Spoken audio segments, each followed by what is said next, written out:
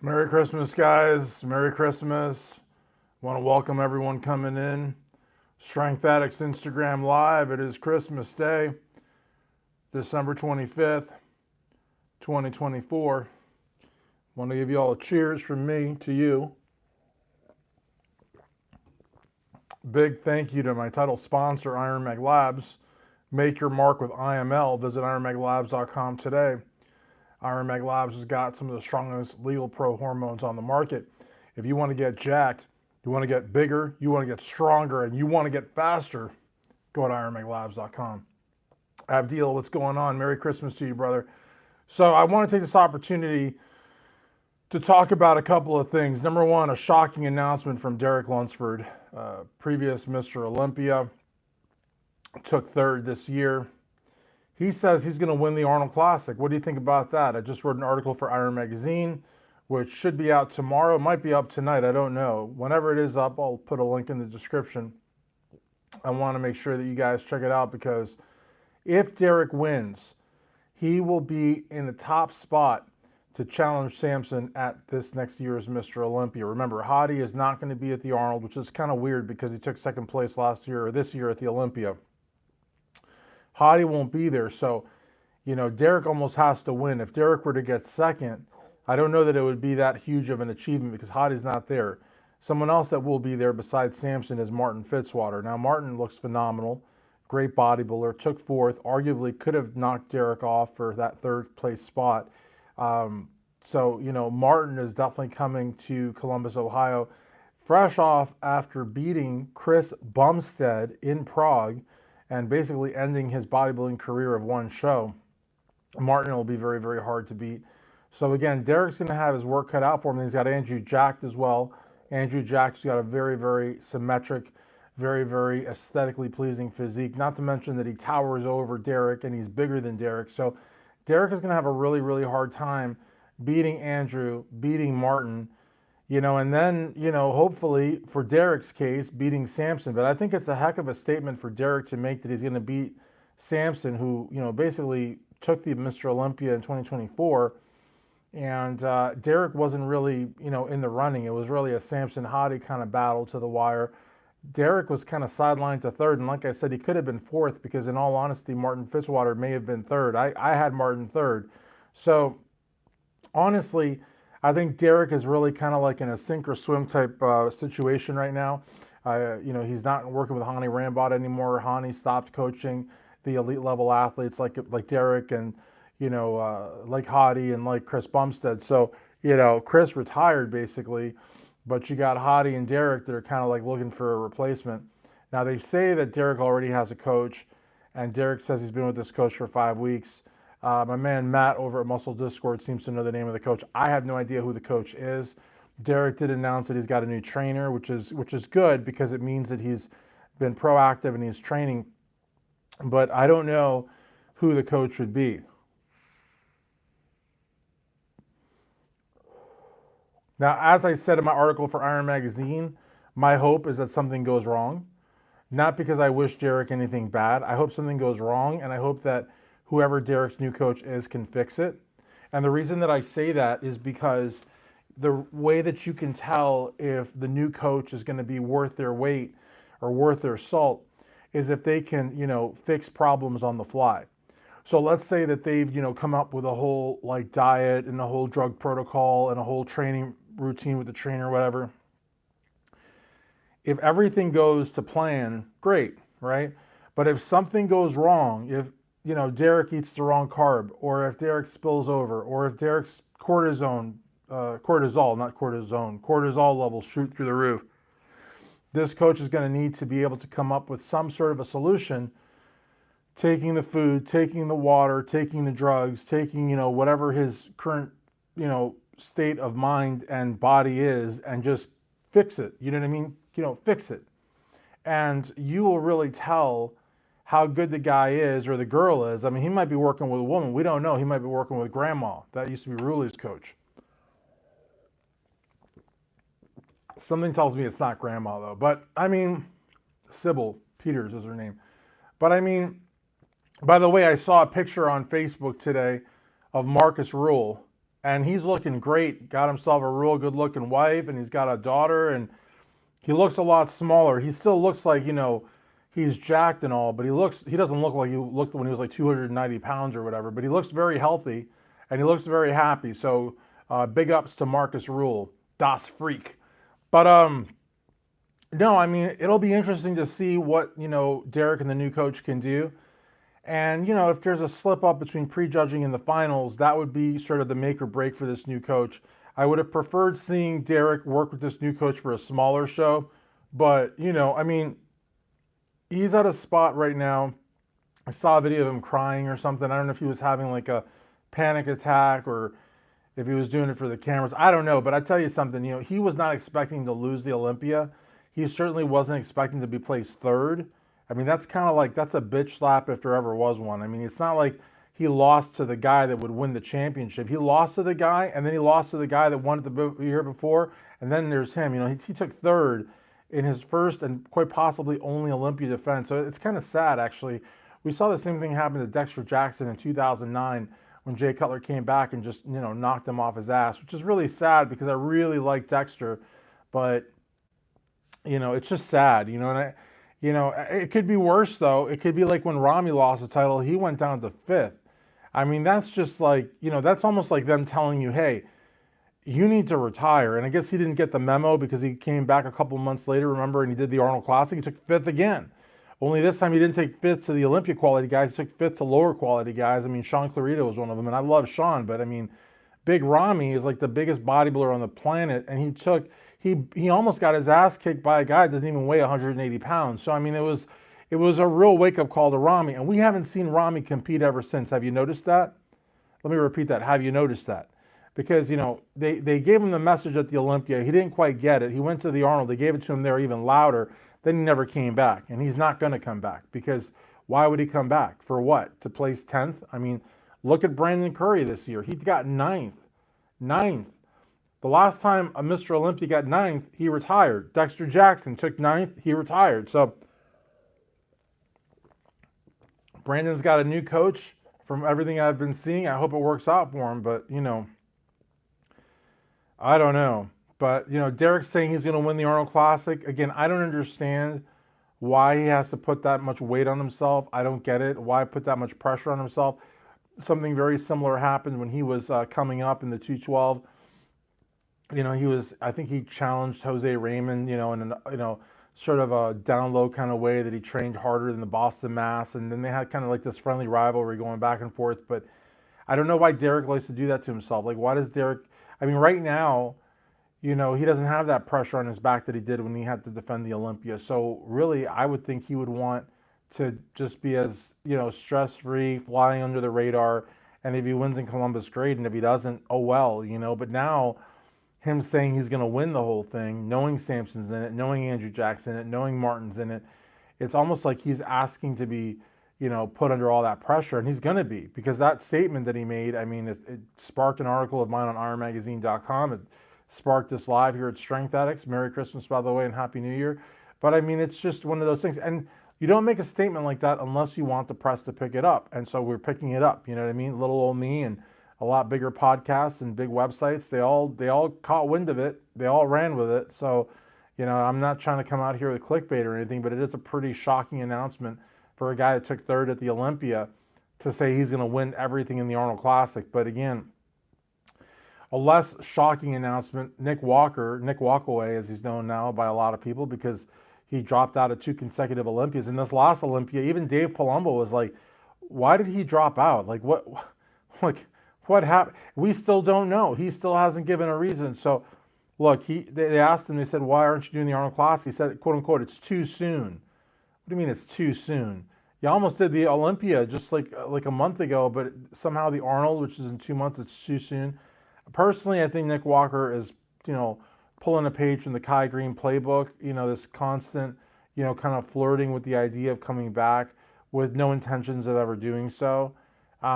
Because look, if he really was ready for the Olympia, do you think Derek needs to win the Arnold to get momentum for the Mr. Olympia, Abdil? Yeah, Abdil, I think he does. I think he does because right now he's a non-factor. People are not talking about Derek. Nobody's, saying he's going to win the Olympia in 2025. And honestly, nobody's saying that he's going to win the Arnold Classic in 2025 either. So I think he had to make that statement to just remind everybody, hey, like, there's some edge to me, there's some danger to me. I'm going to be able to, do big things. I don't know that he should have done that, because now if he places anything less than first, people are going to say, well, you can't take Derek's here. Oh, there's Derek again saying he's going to win. Oh, there's Derek again saying he's going to. Yeah, it's just one of those things. It's just sometimes best left unsaid. He could have done like a day in the life, or he could have been like Road to the Arnold and come out with a video each day. But to just make a bold statement like that, if you can't back it up, people are going to like think less and less of it the next times they hear it. If he can't win the Arnold, people are going to be like, oh, there's Derek again talking a bunch of bullshit, But same thing with Nick Walker. Nick Walker does 2 Olympia, signs up to do 2 Olympias, drops out of them both. So now when he says he's going to do the Pittsburgh, because supposedly the Arnold is too soon. The Pittsburgh's in May. Are you kidding me? You need 5 months, Nick, to get ready for a show when you were allegedly ready for. The thing is, he wasn't ready for the Olympia. He wasn't. He wasn't going to do the Olympia. Bullshit. Like, nothing came up. He didn't hurt himself. He just wasn't going to do it. And the Olympia people didn't care because, by the time he dropped out of the Olympia, everybody that had bought tickets to see him compete, they were already screwed. They're not going to get a refund. So,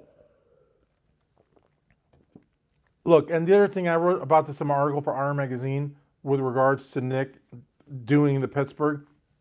Even if he drops out, nobody's going to care. Those people, the people that run the Pittsburgh, all they care about is having a who's who of the best bodybuilders on the planet in the building.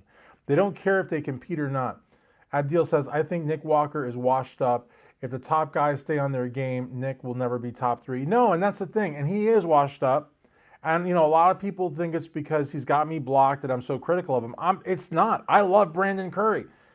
I think Brandon's done. I would love to see Brandon back in the top 3. I don't think that's going to happen. I just don't, and I don't even know if he'll be in the top 6 again. And I adore Brandon, but I'm being a realist. You can't play favorites in the media game. I'm being a realist.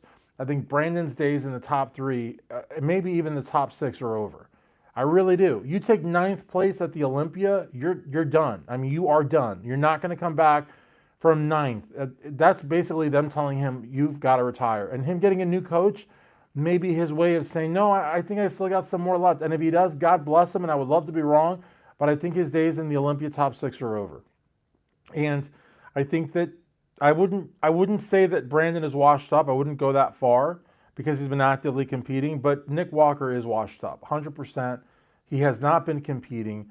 He's been flirting a lot about competing and kind of screwing with people a little bit because, like I said, even Palumbo, and Palumbo is, I think, likes to think the best of the bodybuilder, and I think gives them a lot of leeway because he himself was a bodybuilder and he himself nearly turned pro. I'm a fat guy. I never competed, so I'm a bit more of a skeptic. I'm a little bit more, got a little bit more vinegar, more, there's piss and vinegar, got a little bit more vinegar going on. I'm a little bit more, just kind of the hater, if you will, whatever you want to call it. I don't eat it up. And I don't think that he had any intentions of competing. I think he was just bullshitting with people. And the problem is when you bullshit with the fans, you've got people that will literally fly across the freaking Atlantic Ocean, or they'll fly from India or Pakistan, which, by the way, if you ever see footage of Kai Green in those countries, people go nuts for him. I mean, you would think the freaking Beatles had just gotten there in the 60s. So imagine flying all the way from Pakistan or from Poland or from, Timbuktu or something, and you're there because you want to see Nick Walker compete. You get there, your plane just landed because I think he canceled or he dropped out on a Tuesday. I mean, you're probably flying Monday and Tuesday to get there on Wednesday so you can get to the athlete check-ins and meet and greet on Thursday night. Your plane's landing. Hey, by the way, while you were in the air, Nick Walker decided he wasn't doing the show. I mean, that's pretty fucked up. Excuse me for cursing, but I mean, that's pretty effed up.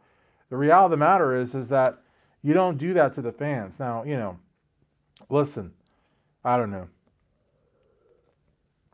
And the last thing I want to talk about, guys, the very, very last thing, because I already talked about Derek Lunsford's foot in the mouth comment about winning the Arnold Classic. I already talked about Nick Walker, playing with the fans again by saying he's doing a show that he probably isn't going to compete at. But again, for the Pittsburgh, as long as he's in the building, you know, take a picture with Jim Mannion, you know, let JM take some pictures of him, you know, maybe take a picture with Tyler. I think Samson is a great bodybuilder, but if Andrew ever puts it together, Samson's reign is over. Absolutely Abdil. Andrew Jacked is nothing to play with. I mean, you know, he's got it all and then some. And he's also going to beat the Arnold Classic. So, I mean, just Derek saying he's just going to win it hands down like that is a pretty stupid, you know, thing to say. But again, I also saw him crying hysterically. And again, I don't know if that was staged or what. I hope it was staged. If not, you know, get that guy on some meds or something. You can't be doing that on social media. I don't care what. I don't care if you saw Jesus in the shower, or if your wife says she's having another kid, or I don't know, you discover the cure to cancer while you were picking your nose. Whatever. You don't do that. You don't cry hysterically like a bitch on a YouTube video or on Instagram when you're a previous Mr. Olympia champ. You just don't do that. That's like Estrogen Waterworks or something like that. You don't do that. That's like him saying he's going to become, what's the feminine version of Derek? I don't know if there is one. Dorito? I don't know. The point is, though, you don't do that. So hopefully he hasn't lost his shit, but it sure looks like he has. The last thing I want to talk about is Big Lenny. May you rest in peace. I have been receiving a lot of DMs and messages because of my little video, and it's little. It's only got like 3,500 views, but I have received quite a bit. And also on the Big Lenny videos that I have from the Ruby, where I interviewed him, where he's backstage with Jason. And I think Lenny appears quite a bit on the interview that I did with Dale. I think Lenny actually breaks that up. Derek was crying because he said before his grandmother passed, and she told him to win the Arnold and Mr. O again. Okay, all right, well, I mean, I was very close to my grandmother. I lost my dad June 15th. It's been a very difficult Christmas. I didn't go anywhere. I stayed home by myself. You know, I cleaned my house. I watched this series called Goliath on Amazon Prime. And, you know, I mean, there's like 8 seasons, and I just started watching. I'm on like season 3, so I'm going to binge that till I get to the end. And there's another show that I was watching last week. I also binged that. It's called, I don't know. It's about these guys, Landmass or Landman, I think it's called. He's like, he works the oil rigs and has a real effed up life. And it's just a really good series. I binge watched that too. But no, I mean, I know what it's like to lose a loved one, unfortunately. Excuse me. But that's disgusting. But I'm drinking Coke Zero, and it does that. So I'm not going to like hold a burp just because I want to be polite. I'm not a cookie cutter. I wish I was after that loud ass burp. And I've got a microphone on as well, but I'm not sorry. So I'm sorry. And especially talking about Big Lenny, I'm not going to pull some cookie cutter bullshit. So yeah, I did burp. Excuse me. And this may or may not be nicotine. Doesn't matter either. The point is, though, is that a lot of people are missing Big Lenny. And because of my videos, they're messaging me. And it sucks because I had just talked to LQ Gurley about 4 weeks ago, legendary bodybuilder from the 1980s and early 1990s. And I interviewed him about 4 or 5 years ago, 4 years ago, I want to say, somewhere in Broward County. And I was thinking I wanted to get back down there and do a follow-up interview with him. And I was also thinking about doing a follow-up with Big Lenny. And I know Big Lenny would have done an interview with me because I was there, you know, during the heyday of the Misfits. I was there at the Rubies. I mean, I know that he would have done it. And he also called me Christian Doof or Christian Goof or something like that. And it was rather hilarious. So it just got me thinking, you know, and I've been planning on going back to South Florida to do some of these big interviews. Big Lenny was a big interview.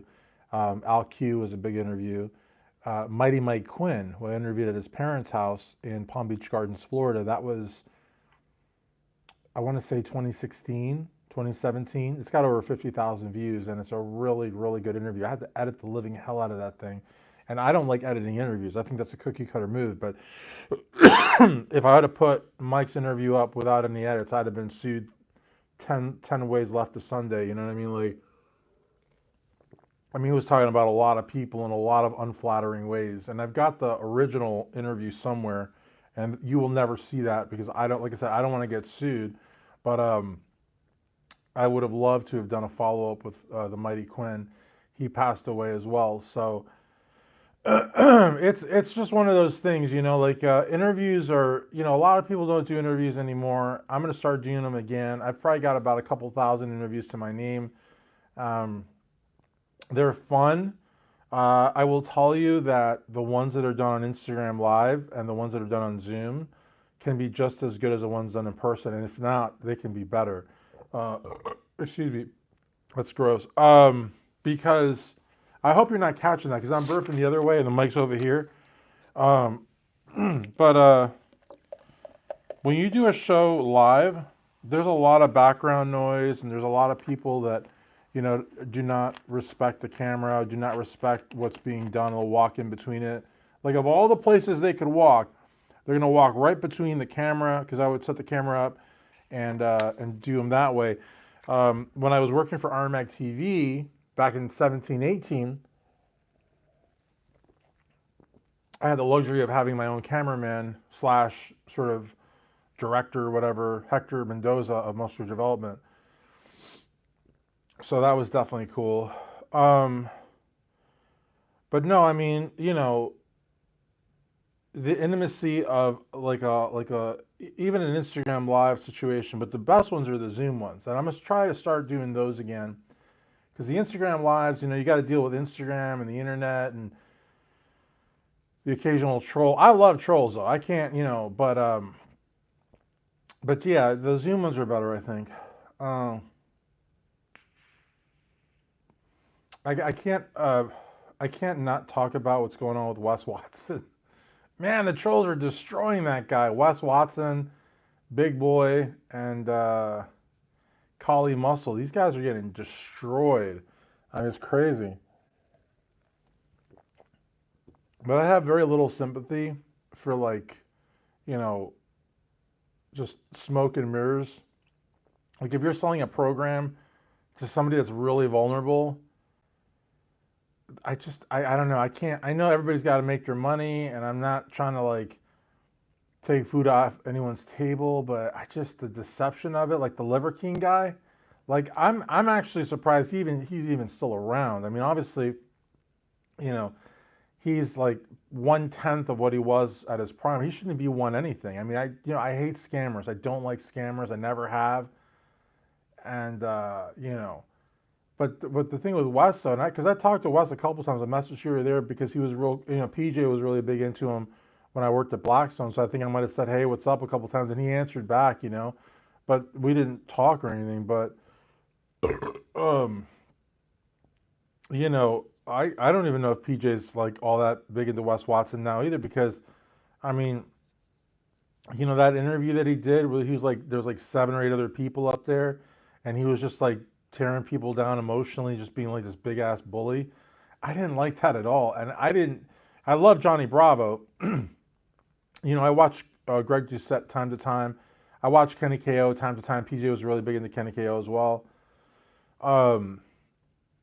But I mean, then I was the head of the Blackstone Labs Legion. So, if PJ was big into something, I needed to be up on it. You know what I mean? Because I was working for him, and the Legion to PJ was it was the most important thing. It really was. I mean, to him, the Legion was a really big deal. As it should be, because the Legion's a great program. And anyways, but Johnny Bravo out of those 3 is my favorite. Johnny Bravo is one of my favorite people to watch.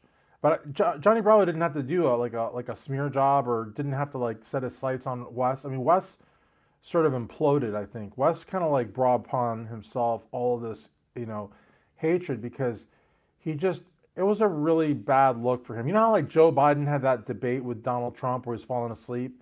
That ended his re-election bid. That people that was pretty telling, Well, that Wes Watson thing, that was a train wreck if there ever was one. And I don't know. I think that he is his own biggest enemy, his own worst nightmare kind of thing. Because there's a lot of other prison shows, and they're not being exposed like this. They're not being trolled on like this, but they're also not, denigrating their supporters and selling, these motivation. Because he's not even selling just a training. He's trying to, like I've seen some. I went on his website the other day, and it's like people are making like all sorts. It's almost like a cash flip. You know what I mean? Like, those things are a scam. Send me $500 and I will send you back $2,500. Shut the fuck up. That's a scam. I don't know.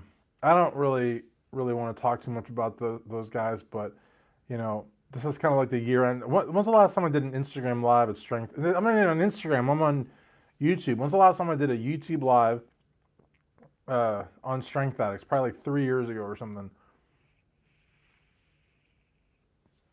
So maybe I'll start doing more of them because I like doing them. I'm at a private office here, and I've got 10 YouTube channels, and I'm putting a lot more stuff on the other channels that are like Spanish news and like tourism stuff. I was in Dominican Republic last month, and next month I might be going back. I love the Dominican Republic, but maybe I go to Panama, or maybe I go back to Chile. Went to Chile 2 years ago. I loved it. I went to Costa Rica 2 years ago. I loved that too. Went to El Salvador in February. So I guess we'll see where I go. But also in the U.S., I've never been to Boston. I got my first cousin in Boston, retired Coastie, and he's got like a really nice yacht. And that would be cool to just go and go sit in Cape Cod somewhere.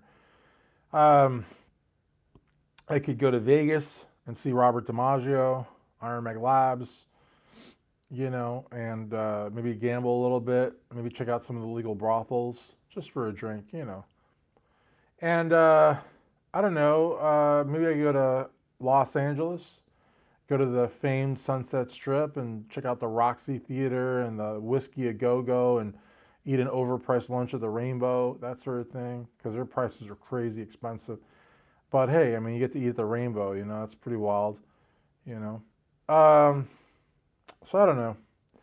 But I want to thank, like 20 people have come through the live altogether, all said and done, so I appreciate that. And I want to invite you to check out IronMagLabs.com, my title sponsor. I want y'all to keep Big Lenny in your heart. I know that you will. I don't want you to fall for Nick Walker doing Pittsburgh, because he probably won't. And Derek Lunsford, I'm very sorry about your grandma, but don't cry hysterically on any video. It's not a good look. And also don't say that you're going to win the Arnold Classic just like that, because, you're up against some pretty serious hitters, and to say it like that means like you think you're invincible. And that might have been the case had you won the Olympia a month ago, but you didn't. You took third. So you got to get yourself a slice of that humble pie.